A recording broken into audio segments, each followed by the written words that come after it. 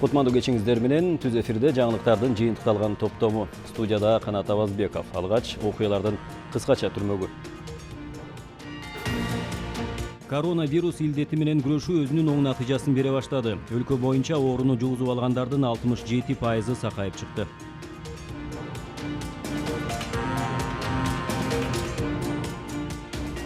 Өлкөбүздүн өнүгүүсү, бүгүнкүсү жана келечеги табигый ресурстарга, жаратылыш байлыгына гана эмес, эмгек адамынын аракетине негизделген. Президент Сооронбай Жээнбеков кыргызстандыктарды 1-май эмгек майрамы менен куттуктады.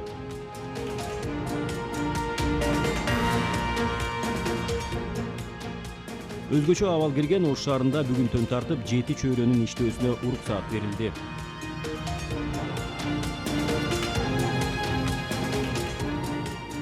Акын жана журналист Зайырбек Ажыматовду акыркы сапарга узатуу зыйнаты болуп, сөөгү бүгүн Аларча көрүстөнүндө жерге берилди.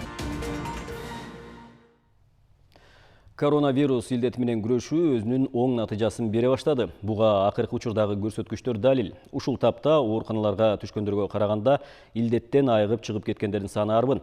Өлкө боюнча ооруну жугузуп алгандардын 67% сакайып кетти. Акыркы бир сутка ичинде эле 42 адам сакайып ооруканадан чыкты. Теманы кабарчыбыз Айжан Омолдошова улантат. 1-майга карата коронавирустан 42 бейтап айыгып ооруканадан чыгарылды. Ал эми илдет жуктурган 10 жаңы учур катталды. Ошону менен республика боюнча бул илдетке чалдыккандардын жалпы саны 756 кишиге жетти. Анын теңинен көбү, тагыраак айтканда 504 бейтап айыгып чыкты. 5-апрелден тарта изилдөөгө жалпы 53.140 анализ келсе, анын 52.748 анализге изилдөө жүргүзүлгөн.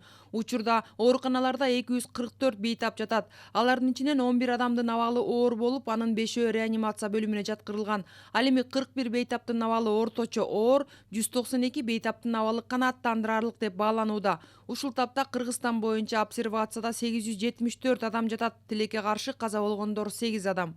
Жаңы катталган учурдун ичинен 3-өө медицина кызматкери, ушуну менен 198 медицина кызматкери жугуштуу илдетке кабылды, бирок алардын 114 айыкты. Ушул тапта илдетти аныктоочу тест системалары жетиштүү. Жасалган иш-чаралардын негизинде бүгүнкү түнү Кытай Республикасынан гуманитардык жардам катарында 10.000 изилдөөгө ПЦР тестима келип түштү. Андан сырткары бүгүнкү күндө Белоруссия мамлекетинен 100.000 изилдөөгө жана Турция мамлекетинен 50.000, 60.000 изилдөөгө тестима бүгүнкү күндө келиши бүгүнкү күндө күтүлүүдө. Бул тест системалар ушул тапта коронавирусту аныктоо үчүн 9 лабораторияда колдонулууда. Алардын 3-өө мобилдик лаборатория болуп эсептелинет. Жалпысынан аларда 30дан ашык медициналык кызматкерлер иш алып барууда. Бардык бүгүнкү күндө жасалган жумуштарды билесиздер, бүгүнкү күндө ушул коронавирус оорусуна шектүү жана ал оорулар менен тыгыз байланышта болгон кишилерди бүгүнкү күндө көзөмөлгө алуу маселеси, аларды толук кандуу изилдөө жана алардын анализдерин тактоо боюнча толук кандуу иштер бүгүнкү күндө улантылып жатат. 1-майдан тарта иштөөсүнө уруксат берилген ишканалар санитардык талаптарга өзгөчө көңүл буруусу шарт. Ар бир мекеме жетекчилери коронавирус инфекциясын жугузууга бөгөт коюу үчүн кызматкерлерине жана алардын жумушка барып келүүсүнө коопсуз шарттарды түзүшү зарыл. Жумушка кызматкерлердин чакан топ менен баруу графигин иштеп чыгуу, кызматкерлер транспорт менен камсыздоо. Ошол эле учурда ошол транспорттун ичинде жүргүнчүлөрдүн ортосундагы аралыкты сактоо жана ал автоунааны жууп тазалоо жана милдеттүү түрдө дезинфекциялоо жана салонду желдетип туруу. Ошол дезинфекциялоо каражаттары менен сөзсүз түрдө автоунаанын кармагычтарын, эшиктин туткаларын дезинфекциялоо. Ошондой эле кызматкерлер жеке гигиенага көңүл буруусу керек. Кеңсенин кире беришинде ар бир кызматкерди дене табы текшерилип, антисептик менен тазалоо үчүн атайын санитайзерлер турушу шарт. Бөлмөнү ар бир 15 мүнөт сайын желдетип туруу кажет. Өндүрүштүк бөлмөлөрдү дезинфекциялоочу каражаттар менен күн сайын тазалап жана жууп туруу зарыл. Айжан Омолдошова, Руслан Сабатаров, Ала Тоо 24. Президент Сооронбай Жээнбеков кыргызстандыктарды 1-май эмгек майрамы менен куттуктады. Анда мындай деп айтылат. Урматтуу мекендештерим, сиздерди 1-май эмгек майрамы менен куттуктайм. Биз бардык ийгиликтерге талыкпаган эмгек менен гана ээ болгон коомбуз. Өлкөбүздүн өнүгүүсү, бүгүнкүсү жана келечеги табигый ресурстарга, жаратылыш байлыгына гана эмес, эмгек адамынын аракетине негизделген. Биздин мамлекетибизде адам ресурсун өнүктүрүү, эмгек адамын даңазалоо ар дайым маанилүү багыт бойдон кала берет. Жалпы дүйнө жүзү боюнча ишмердүүлүк кыскарган азыркы жагдайда эмгектин баркы билинди. Эмгек менен гана жашообуз мазмундуу экени дагы бир ирет даана көрүндү. Замандын жаңы талаптарына татыктуу жооп бере алган коомду, өнүккөн мамлекетти куруу үчүн биз бардыгыбыз бирге аракет жасап, чогуу эмгек кылалы. Бардык мекендештериме ден соолук, бакыт таалай, ийгиликтерди каалайм. Жараткан Кудайым колдоп, ар дайым элибизде биримдик, Кыргызстаныбызда тынчтык болсун. Талыкпаган эмгек гана адамды көздөгөн бийик максаттарына жеткирет, эң башкысы ак эмгек, адал оокат мекенди өнүктүрүүгө кошкон чоң салым. Эмгек менен эл көгөрөт деген уран менен өз ишин мыкты жана жоопкерчиликтүү аткарган замандаштарыбыз тууралуу кабарчыбыз Самат Асипов айтып берет. Жаздын күндөрү Борбор калаанын көчөлөрү өзгөчө бир кооздукка бөлөнөт жана ал шаардын жашылдандыруу ишканасында эмгектенген кызматкерлердин салымы. Алардын бири Алима Акыбаева. Айтымында гүл өстүрүүгө өзгөчө мамиле жасалат. Аны тиккенден баштап ачканга чейин баласындай эле бапестеп багат. Гүлдөрдү биз керел кечке отургузабыз, сугарабыз, чөбүнү отойбуз, прополка кылабыз. Ушул шаарыбызды көрктөндүрүү үчүн бар болгон салымыбызды кошобуз, эмгектенебиз. Алима эже шаардын муниципалдык кызматында 10 жылдан ашуун убакыт эмгектенет. Жумуш оор же айлык аз деп деле арызданып көрбөптүр. Айтымында ак эмгек адал оокат гана адамды ийгиликке жеткирет. Мен ушул жумушумду аябай сүйөм, өзүм жакшы көрөм. Сүйүп иштейм. Негизи жумушта көп убактым жумушта болот менин жумушта. Үйдө убактым аз, бар болгон күчүбүздү, салымыбызды ушул шаарды көрктөндүрүү үчүн жумшайбыз. Майдын алгачкы күнү Борбор калаанын көчөлөрүндө жүздөгөн кызматкерлер эмгектенип, бири көрктөндүрүү менен алек болсо, башкалары шаарды таштандыдан тазалоо менен алек. Бардык иш-аракеттер шаар тургундарынын бакубат жашоосу үчүн. Аны менен бирге кооздук тазалыкта негизги максат.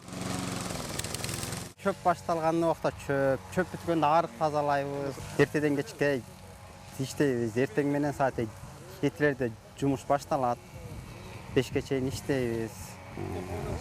Шаар үчүн кызмат кылып атабыз. 1 май майрамы азыр мурдагыдай шаан шөкөт менен белгиленбейт. Чоң шаарлардын негизги аянттарында парадтар өтүп, эмгекчилердин эл аралык тилектештик күнү катары Союз маалында өзгөчө маани берип майрамдалчу. Бул дата 19-кылымдын соңунда бүткүл дүйнөдөгү жумушчулардын күчүн бириктирүү максатын колдоп, жумуш күнүн 8 саатка чейин кыскартуу талабы коюлуп, жыл сайын жумушчулардын демонстрациясын өткөрүү чечими Париж конгрессинде кабыл алынган. Азыр дүйнөнүн көпчүлүк өлкөлөрүндө 1 май календарда кызыл күн, бирок көп учурда формалдуу түрдө гана белгиленет.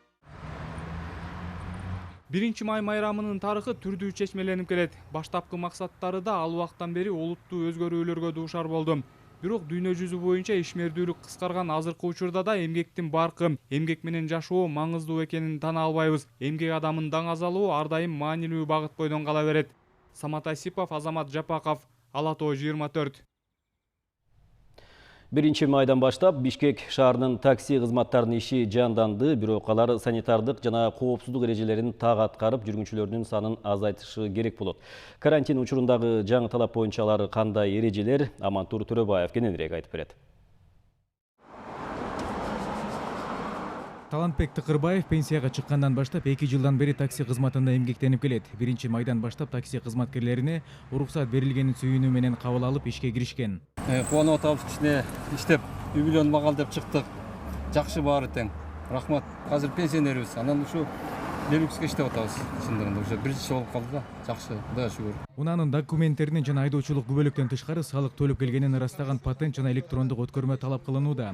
Ал эми аны түндүк сайтынан алууга болот. Бүгүн 1 күн болгондуктан Кайгуул милициясынын кызматкерлери таксисттерге документ толук болушу керектигин эскертишүүдө. Гүлчоро Молдошев да башка такси айдоочулар сыяктуу эле жумушка чыкты. Өзгөчө кырдаал учуру болгондуктан ал көчөгө көп чыкпай, кардар азыраак болууда дейт. Бүгүн 1 жолу жумушка чыгып атабыз. Документтерди баарын толуктадык. Кагаздар бар, инспекцияны өтүп аткан көрсөтүп атабыз. Болду, анан 2ден ашык киши салбагыла дейт. Аракет кылып атабыз, 2ден киши салганга. Өзүбүздүн коопсуздук үчүн деле антисептик маска перчатка таанып жүрөбүз. Айта кетсек, ар бир айдоочу унаасынын ичин күнүнө 3 мал дезинфекциялап турууга жана салонунда санитайзер камдап алып жүрүүгө милдеттүү. Жүргүнчүлөрдүн саны 2 чоң кишиден жана 1 кичинекей баладан ашпашы керек. Амантур Төрөбаев, Азамат Кыдыр Токтоев, Ала Тоо 24. Өзгөчө абал кирген Ош шаарында биринчи майдан тартып, 7 чөйрөнүн иштөөсүнө уруксат берилди. Ошол эле маалда быйыл жергиликтүү бюджетке 150 миллион сомго жакын салыктын түшпөй калуусу күтүлүүдө. Иши жанданган тармактары кандай эреже, тартиптерди сактоосу зарыл? Кененирээк кабарчыбыз Миргүл Бокошованын материалында. Биринчи майдан тартып кезек-кезеги менен ишке түшүү тармактын алгачкы бөлүгүнө Оштогу 7 чөйрө кирди. Аларга коюлган талаптар менен Ош шаардык мэриясынын алдында түзүлгөн мобилдүү комиссиялык топ иш алып барат. Жаңы эрежеге ылайык мындан ары санитардык талапты аткарбаган кызматкердин өзүнө эмес, жетекчисине чара көрүлөт. Уруксат берилип атат. Биринчиси өнөр жай жана өндүрүш чөйрөсү, экинчиси курулуш чөйрөсүнө, үчүнчү транспорттук каражаттарды оңдоо жана тейлөө боюнча кызмат көрсөтүү чөйрөсүнө. Төртүнчү жеке мамлекеттик нотариустардын кызмат көрсөтүүлөрү, бешинчиси соода чөйрөсүнө, алтынчы чач тараштар жана салондордун кызмат көрсөтүүлөрү. Жетинчи уюшулган такси кызматтарына, булар баягы ушул атайын уруксаттары бар, патенттери бар таксистерге биз уруксаттарды берип атабыз. Вирустун дүйнө экономикасына тийгизген залакасынан Ош шаарында четтемеси быйыл жергиликтүү казынанын 150 миллион сомго толбой калуусу күтүлүүдө. Буга байланыштуу антикризистик программа менен бюджетти сарамжалдуу пайдалануу чарасы иштелип чыкты.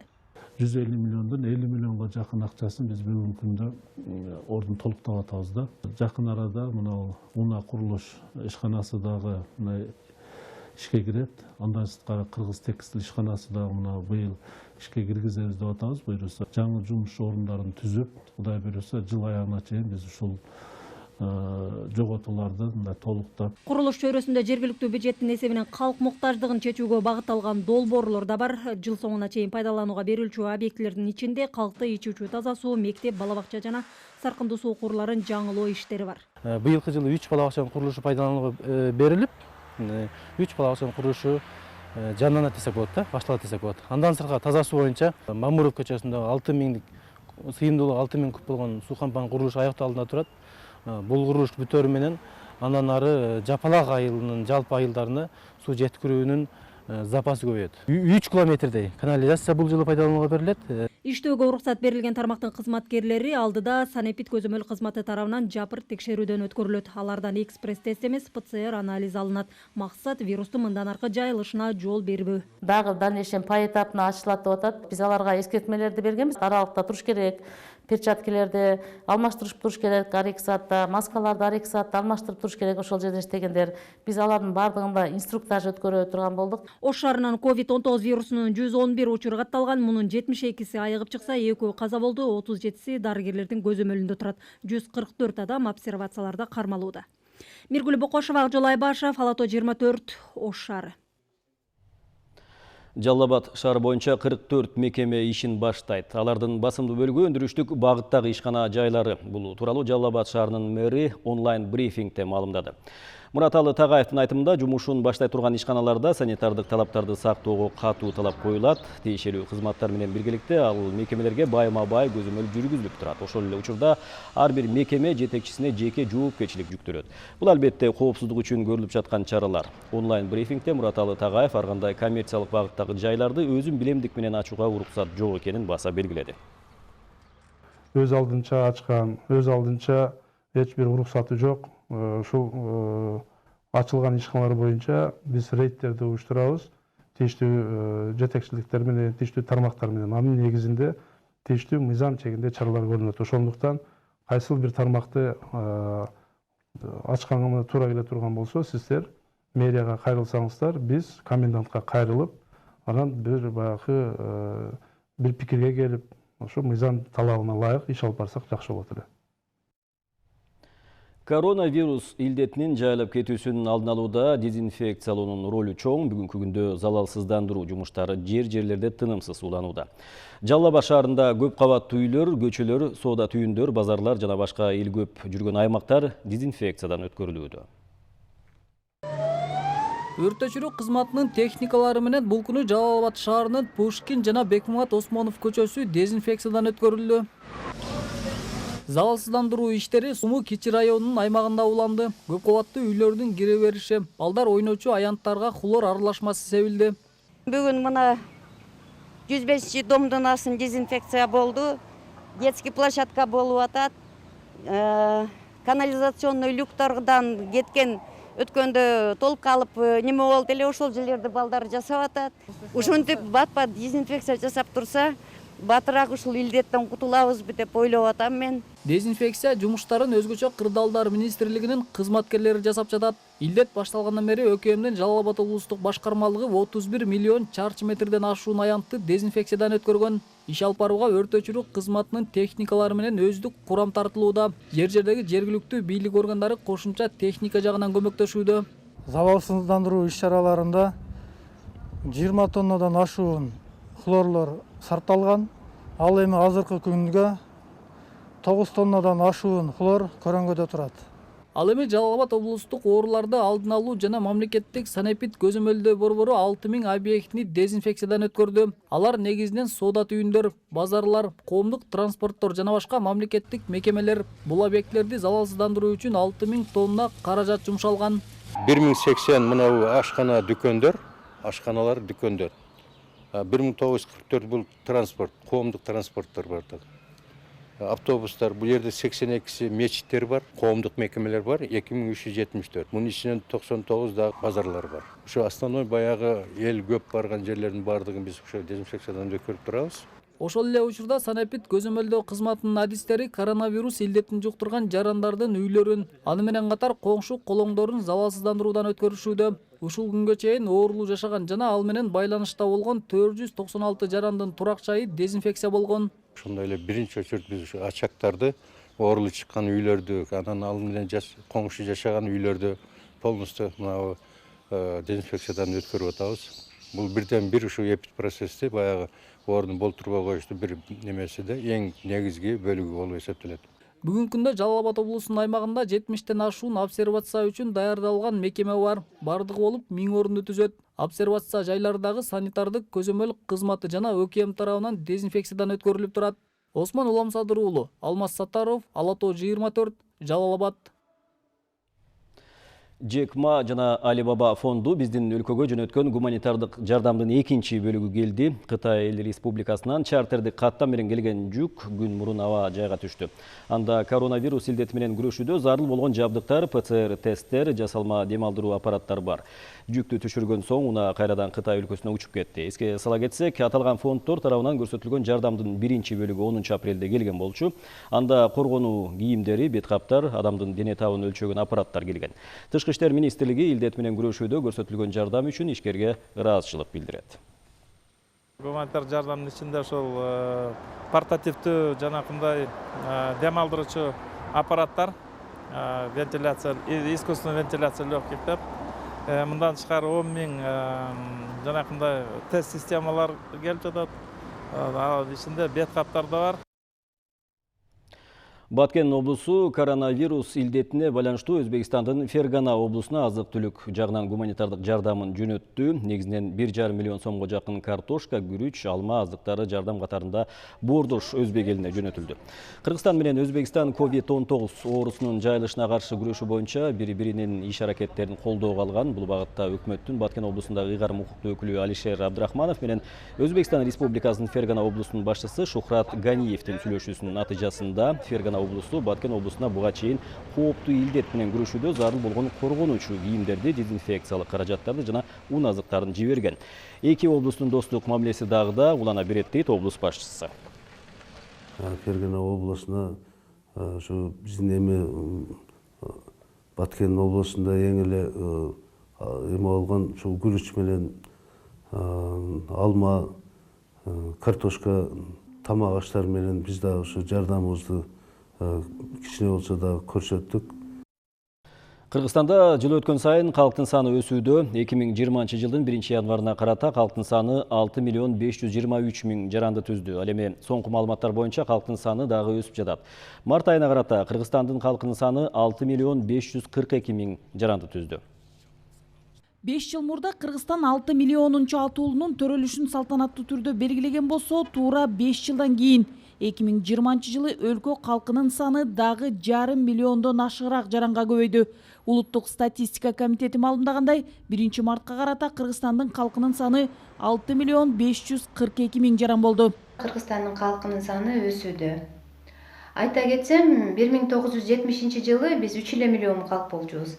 Ал эми 1989 жылы 4 миллион 300 болдук, 2009 жылы болсо 5 миллион 400 болдук. Ал эми 2020 жылдын 1 январына карата 6 миллион 523 болду Кыргызстандын калкы. Жынысы жагынан алганда Кыргызстандын калкынын 3 миллион 286 миңин аялдар түзөт. Эркектер болсо 3 миллион 238 миң. Калктын 38% 17 жашка чейинки балдар жана өспүрүмдөр, 28% 14 жаштан 28 жашка чейинки жаштар. Эмгекке жарамдуу куракка чейинки калктын саны 35%, эмгекке жарамдуу калктын саны 57% түзөт. Улуттук статистика комитети калктын санын ай сайын эсептейт. Бул максатта эң акыркы эл каттоонун маалыматы жана мамлекеттик каттоо кызматынан алынган маалыматтар колдонулат. Тагыраагы төрөлгөн, каза болгон жарандардын саны жана өлкөгө келген жана чыгып кеткен жарандар боюнча маалыматтар алынат. Улуттук статистика комитети эми улуттук эл каттоо жумуштарын баштайт. 96 жана 97% даярдык иштеринин баары тең аяктады. Азыркы учурда ошо Кыргыз Республикасынын бардык областтарында жана ошо райондорунда каттоого керектүү бардык ушу жабдуулар менен камсыздандырылышты. Бул жакта ушул баягы ноутбуктар, нускама, сим-карта ушу көрсөтмөлөрдө.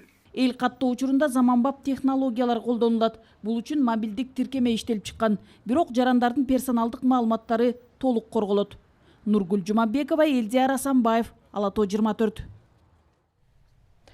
Бишкекте Чолпонбай Төлөбердиев атындагы парктын курулушу соңуна чыгып, эми аны ачууга даярдык иштери көрүлүп жатат. Шаардын түндүк тарабында жайгашкан парк 11 гектар аянтты ээлейт. Быйыл жыл соңуна чейин шаар бийлиги жалпысынан 8 паркты ачууну максат кылып жатат. Бишкектин түндүк тарабындагы токой эми парк катары пайдаланылат. 11 гектарды ээлеген бактарактардын арасында тиешелүү инфратүзүм курулуп, кала тургундары эс ала турган жайга айланды. Токой эле болуп жатчы, каралган парк эмес, ичинде жөнөкөй эле тропинкалар болчу. Бүгүнкү күндө Бишкек асфальт сервис ишканасы бүт тротуарный бордюрларды коюп, асфальт салып, брусчатка салып, эс алуучуларга скамейка коюп, жана спортко кызыкчу жаш балдарга скейт площадка коюлуп атат, воркаут площадка коюлат ичинде, 2 детский площадка бала чака ойногондорго. Тегерегинде велодорожка бар, велосипед тепчү биздин жашоочуларыбызга 11 гектар занимать этет бул паркыбыз. Тротуарлардын аянты 14,5 миң квадрат метр. Борбор калаада сейилдөөчү жайларды курууга артыкчылык берилүүдө. Былтыр Ынтымак паркы ачылган. Быйыл Ден соолук, Ынтымак 2 сыяктуу жалпысынан 8 жаңы парк пайдаланыла баштайт. Алардын көпчүлүгүнүн ачылышы жай мезгилине белгиленген. Кызуу жумуш жүрүп жаткан бул дагы ушундай эле көлөмдөгү биздин Ден соолук паркыбыз.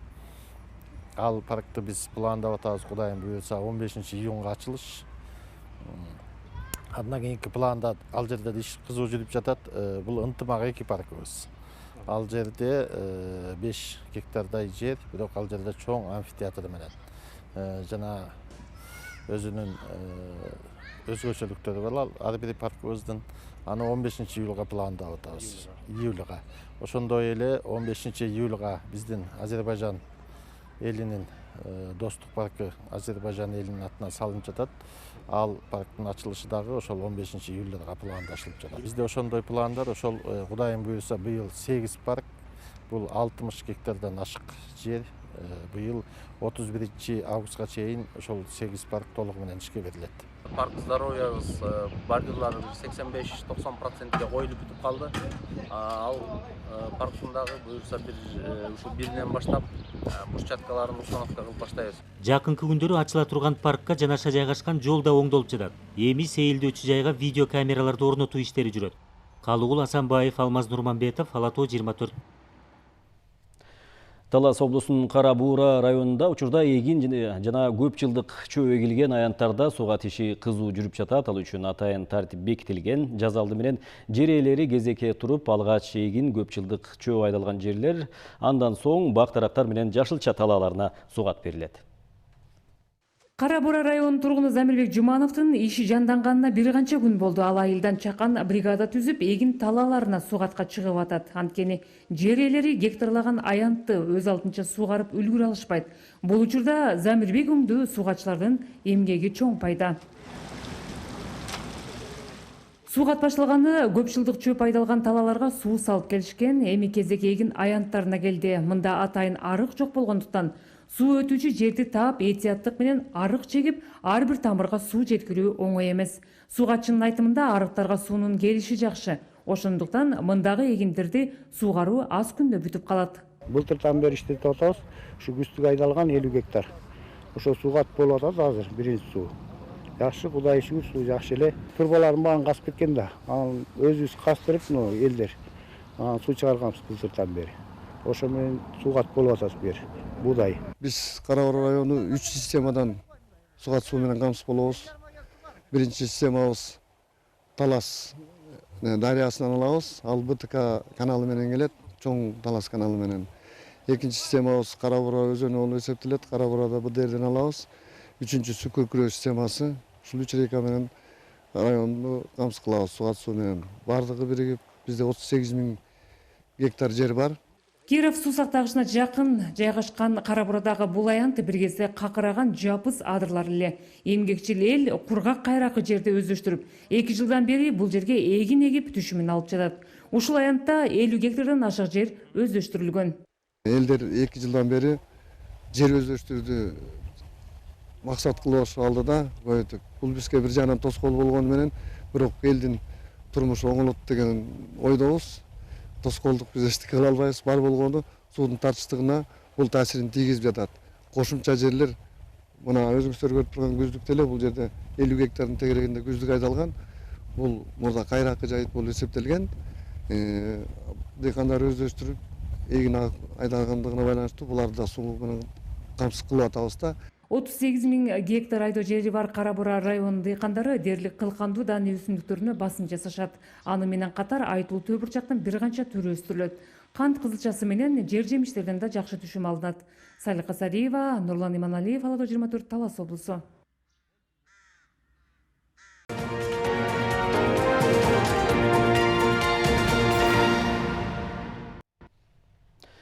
Биринчи майда көрүнүктүү коомдук ишмер, окумуштуу экономист, Улуттук илимдер академиясынын мүчө корреспонденти Айдаркан Молдокуловдун көзү тирүү болгондо 90 жашка толмок. Ал болгону 56 жыл жашап, бирок аз убакытта өлкөнүн илимин жана экономикасын өнүктүрүүгө олуттуу салым кошкон. Жыл сайын Улуттук академияда конференция уюштурулуп, студенттерге Молдокулов атындагы стипендия ыйгарылат. Бүгүнкү күндө Айдаркан Молдокуловдун кесиптештери, замандаштары жана туугандары эстеп жүрүшөт.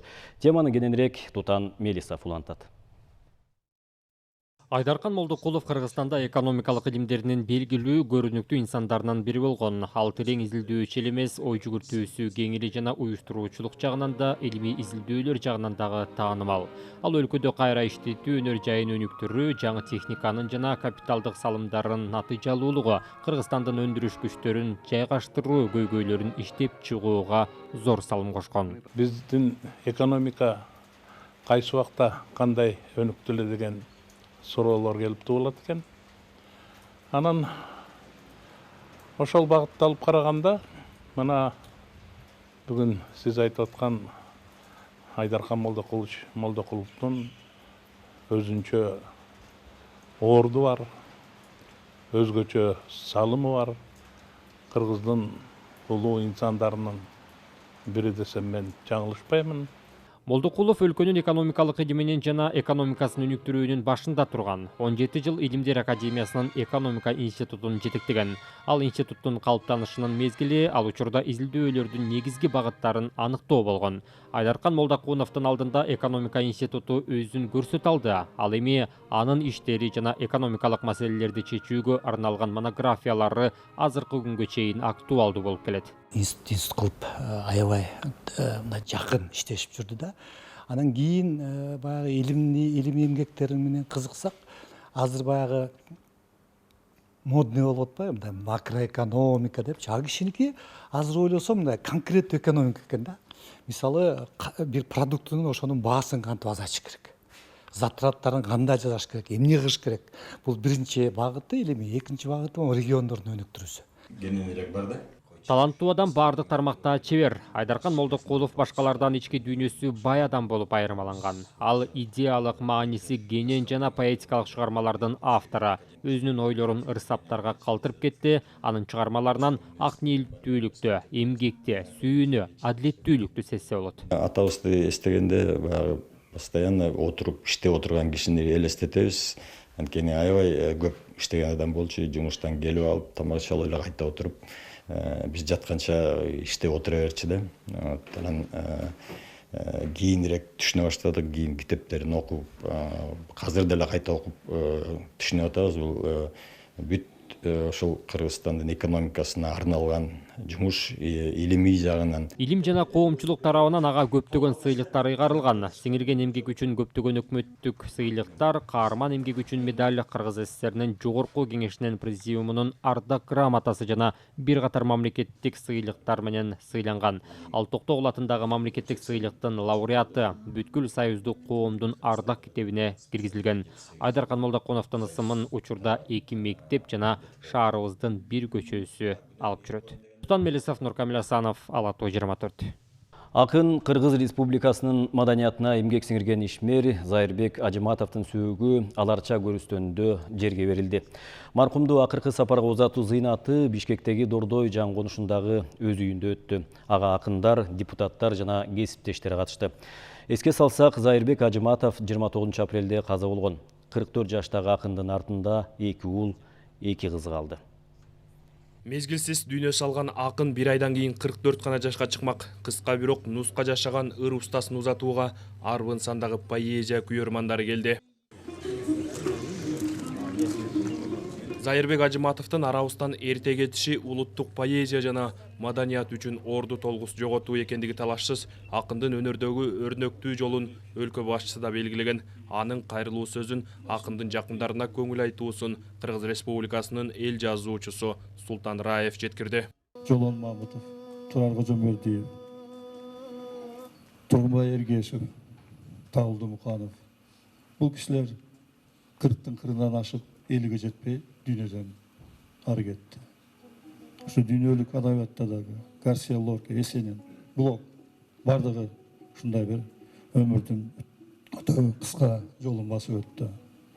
Бул акындын, чыныгы акындын сөздүн маанисинде тагдыр окшойт. Зайырбек Ажыматовдун ырлары ар бир кыргыздын атуулдук сезимдерин ойготот. Анын ырлары патриоттук духка сугарылган. Ал акынга таргана таанылбастан журналист катары да үздүрүлүү эмгектенди. Замандаштары аны улут деп күйгөн чылгый талант катары эскеришет. Шоокунун коштоп жамгырдын шолоктоп неге ыйладың. Жалганбы сүйүү биздеги, жалганбы сезим истери, арманбы ушул дүйнө, арманбы өмүр тизмеги деген элең. Бул ырдалган сайын сен биз менен кош айтышкан күнү асман түнү бою шолоктоп жамгыр төгүп турганын эстедим. Акындар акын менен коштошууда аны ыр менен узатышты. Ажыматовдун атуулдук саптары чогулган элдин жүрөгүн тызылдатса, ыр окулуп бүткөнчө асманда айланган апакай канаттуулар таланттын улуулугун айгинеледи окшойт.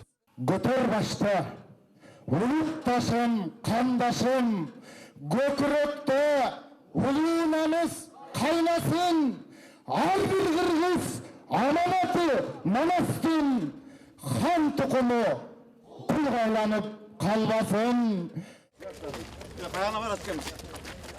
Акындын сөөгү аларча көрүстөнүндө залкарлар жаткан катарда. Бир апта мурда эли менен коштошкон жакын досу залкар талант Элмирбек Иманалиевден бир аз алысыраакка коюлду.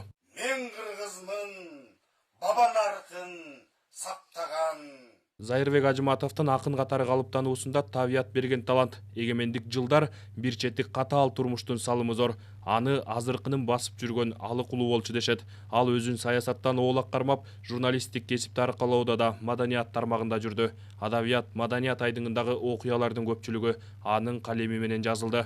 Зайырдын макалаларында, Зайырдын ырларында дайыма сөз менен терең иштегендиги, аны өздөштүрө билгендиги, окуяга, маселеге мындай сүңгүп кирүүгө аракет кылганы өтө көрүнчүдө. Зайырдын аракети менен, Зайырдын калеми аркылуу биз маданиятта кандай көйгөйлөр бар экен, кандай маселелер экенин билдик биз. Зайырбек Ажыматов журналистикадагы эмгек жолун 1998 Асава гезитинен баштаган. Андан кийин Кыргыз туусу Бишкек Таймс гезиттеринде, КТРКнын радио тармагында иштеген. Акыркы жылдары Азаттык үн алгысында кабарчы катары иштеп жаткан. Анын адабиятка жана маданиятка кошкон салымы 2019 мамлекет тарабынан бааланып, Кыргыз Республикасынын маданиятына эмгек сиңирген ишмер наамы ыйгарылган. Ал жалгыздык, мелмил, нөлү көп жылдар, жүрөктөгү бороо ныр жыйнактарынын автору. Амантур Шергазиев, Руслан Сабатаров, Алмаз Нурманбетов, Ала Тоо 24. Кыргызстандагы сатиралык багытта макала жазган алгачкы филетончу аял Сулуубек Токсобаева каза болду. Советтик доордогу журналистикада өз ордун тапкан инсан курч макалалары, сатиралык чыгармалары менен элге таанылган. 30 жылдан ашуун убакыт Чалкан журналында эмгектенип, кесиптештеринин, окурмандарынын сый-урматына татыды. Өмүрүн чыгармачылыкка арнап, таланттардын арасында такшалган Сулуубек Токсобаева 92 жаш курагында көз жумду. Көпчүлүк анын чыгармачылыгын гана эмес, адамдык бийик сапаттарын да эскеришет. Өмүрүнүн акырына чейин мекенди сүйүүгө, ак менен караны ажыратып адилеттүү болууга чакырчу. Бул ага туугандардын арасында бүткүл сүйөк, куда сүйөктүн арасында кадыр-баркка ээ болгон жакшы адам эле. Ар бир сүйлөгөн сөзү бизге кандайдыр бир тарбиялык мааниси бар, абдан нускалуу адам эле, коммуникалдуу, мындай адамдарга кылган мамилеси так адам эле. Кеп кеңештерин көп айтчу, ушу адамдарга мамилеси, ушу кандай мамиле кылыш керек, кантип жүрүш керек, ак ниет болуш керек, мамлекетке кызмат кылыш керек деген сөздөрдү көп айтчу эле да. Токсобаева эмгек жолун Ленинчил жаш гезитинде баштап, бирок өмүрүнүн көпчүлүк бөлүгүн 32 жылын Чалкан журналында иштөөгө арнады. Улгайган курагында да чыгармачылыктан кол үзгөн жок. Калемдештери анын жарыяланган макалалары коомго таасир этип, жыйынтыгы болгонун эскерип келишет. Эң негизгиси Кыргызстандагы алгачкы аял филетончу катары из калтырды. Үзүрлүү эмгектин аркасы менен бир катар сыйлыктарга татыган. Улуттук адабиятыбызды түптөгөн залкарлар менен чогуу иштегенден улам көп нерсени билер эле. Көп нерсени дагы ошол замандын талабына ылайык эң татынакай кылып жаза билчү. Филетон жазыш оңой эмес. Анын негизин да түптөш керек. Ошондой эле мына кыргыз журналистикасы негизин түптөгөн. Ал киши жалаң гана басма сөздө эмес, телевидение менен радиого дагы аралаш иштеп калды. Ушулардын талабына ылайык берүүлөр даярдоого катышты. Өзү дагы аңгеме дүкөнүн интервью куруп жүрдү.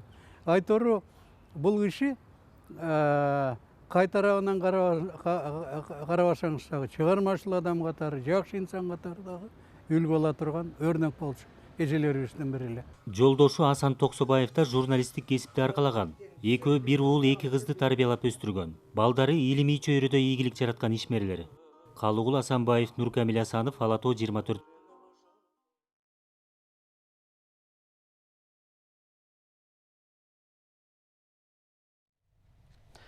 Кара Буура районунун Бакыян айылында улуу ата мекендик согуштун каарманы жашайт. Ардагер быйыл 93 жашка келди. Кан майданга 17 жашында аттанган Араке Арстанбеков улуу жеңишти Берлиндин өзүндө тоскон. Ардагердин айтымында ал согуш талаасын маршал Жуковдун аскердик башкаруусунун астында өткөн. Согуш аяктаганынын 75 жылдыгынын урматына биздин канал ардактуу ардагерлерибиз менен тааныштырууну улантууда. Бул ирет аймактагы кабарчыбыз Араке атадан кабар алып келген.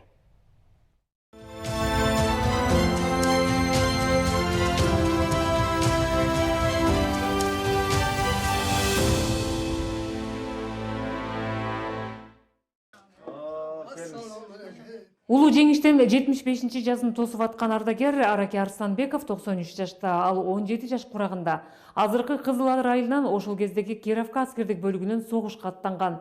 Алматы шаарына жетип, ал жерде 3 ай даярдыктан өткөндөн кийин Белоруссияга жөнөтүлүп, 1-фронтко кирген. Ошол жерден душманды артка кайтарып, Берлинди көздөй кан майданды кечип, жеңишке карай жол алышканын мындайча айтат. Анан Элберден өтүп, анан кийин жылып отуруп, немистер жок, качып шаарына кетип калган. Biz Oder деген darıyasına da düşüp geldik. Oder şu belinin jelkezinde olsa gerek. Ananı şu Oder'den öttük. O yerden ona tüyünüp kalgan eken arba kırgan nemisler. Sen snaryat meylen atıp bizden yakattı bir puşkavuz parla al çok etti. Anam bir tankavuz parla ada çok etti. Ağada oktayıp snaryat değil. Kalganı o zaman ezen öttük. Араке Аксакал менен Бакыян айылынан 10 бала согушка чогуу кетишкен. Фронтко кирер менен 2 айылдаш окко учуп набыт болгон. Кийин калган 8-и айылына жеңиш менен кайтып келишкен. Ардагердин айтымында аскерлик күбөлүгүндө маршал Жуковдун аскердик курамындагы Жокер деген кагазы бар болгон. Өкүнүчтүүсү кийин анысын жоготуп алган экен. Soğuş bitkence ошо Berlin'de olduk. 9 mayda. Berlin'den bayramdadık.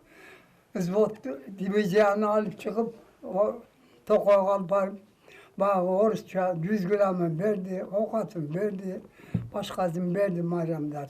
Жеңиш колдо болгону менен ошол учурда да душмандар амалын тап бир нече мыкты чалгынчы жоокерлердин өлүмүнө себепкер болгонун эскерет. Сиздер де ошол өзүңүздөрдүн согушка катышып, атамекенчилик истерди сездиртип, ушундай жакшынакай заманды тартуулаган биздин ушул катышуучуларга биз урмат, сый жана таазим этебиз да. Бүртке кыргызым көбөйсүн, баары бар болсун, аман болсун. Амин, Аллах. Ардагер Араке Арстанбеков 7 баланы татыктуу тарбиялап эрезеге жеткирди. Эми 93 жаш кырагында бир кезде мекендин тагдырына туш келген оор күндөрдү небере чөбүрлөрүнө айтып берип, аларга эркин турмуштун кадырын, баасын билүүгө үйрөтүп келет. Салика Сариева, Нурлан Иманалиев, Ала 24, Талас облусу. Режиссер Эрнест Абдыжапаровдун Саякбай тасмасы улуу манасчынын өмүрү менен өнөрүн баяндайт. Картина баштан аяк Саякбай манасчы менен атактуу Чыңгыз Айтматовдун маегинен эскерүүлөрүнөн турат. Залкар манасчынын жаш кезин кичинекей Үмөт манасчы аткарса, улуу курагын актер Марат Жанталиев ойногон. Байбичеси Бейшакан апанын образын актриса Тынара Абдыразаева жаратты. Ал эми Чыңгыз Айтматовду жазуучунун кичүү уулу Элдар Айтматов эпостагы манастын жубайы Каныкейдин ролун Элина Абай кызы ойноду. Тасманын басымдуу бөлүгү улуу манасчынын туулуп өскөн жери Тоң аймагында тартылган.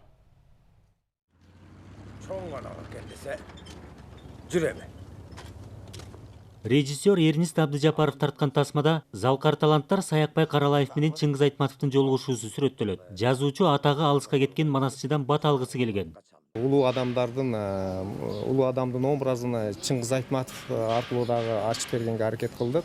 Интеллектуалдык потенциалын Чыңгыз атабыздын дагы тасмада ачып бере алды. Тасманы тартууга бир нече жыл убакыт кеткен. Айтматов менен жолугушуу чагылдырылган манасчынын үйү атайлап кино үчүн курулган. Ошол учурдун кайталангыс көрүнүшүн таамай жеткирүү үчүн кино ишмерлери талыкпай эмгектенди. Гел жардам бер. Актерлорду тандоону ийгилик коштоду. Чыңгыз Айтматовдун элесин анын уулу Элдар Айтматов көрсөтсө, Саякбай Каралаевдин ролун Марат Жанталиев аткарган. Кинодо ал чебер ойноп, залкар манасчыга чындап окшош алганын белгилегендер көп. Саякбайдын кастингден өткөндөн кийин мага айтышты. Саякбайдын образын, ролун сиз аткарасыз деп. Дегенде ушундай бир сүйүндүм. Чын эле сүйүндүм. Анан эми баштайбыз, мынада баштаганда эле анан кайра коркуп баштадым, коркуу сезим пайда болду да. Анан баягы мындай айтча айтканда өтө кыйналган деле жокмун. Өзүнүн өзү эле мимикалары, жесттери, кыймыл аракеттери өзүнүн өзү пайда болуп чыга баштады да. Фильмди тартуу демилгеси Жогорку кеңештин депутаты Саматбек Ибраевке таандык. Ал долбоорду каржылап ишке ашырган. Тасма аркылуу улуу эпосту да, манасчыны да даңазалоо максат кылынган. Саякбайдын образын ачып берүүгө бел байлап, Кудай буйрса мына бүгүн ошол тасмабыз элибизге тартуулаганы турабыз. Ушул учурдагы тартуулаганда өзүнчө бир жогорку жактан бир бизге белги болду болуш керек. Ошол калкыбыз бүгүнкү күндө ушунчалык кыйналып турат, каатчылык, дүйнөлүк масштабтагы каатчылык келип атат. Муну жалаң эле ушул манастагы ынтымак, биримдик, чыдамкайлык, ошо ак жүрөктүк менен гана жеңип кетсек болот. Саякбай Каралаев калтырган эмгек кыргыз маданиятынын баа жеткис мурасы. Анын варианты боюнча Манас эпосу 1935 жылдан тартып жазырыла баштаган. Эпостун жалпы көлөмү 500 000 саптан ашат. Калыгул Асанбаев, Бексултан Курманбек уулу, Ала Тоо 24. Мына ушундай жаңылыктар менен бүгүнкү чалышты жыйынтыктайбыз. Көңүл бурганыңыздарга рахмат. Саламат калыңыздар.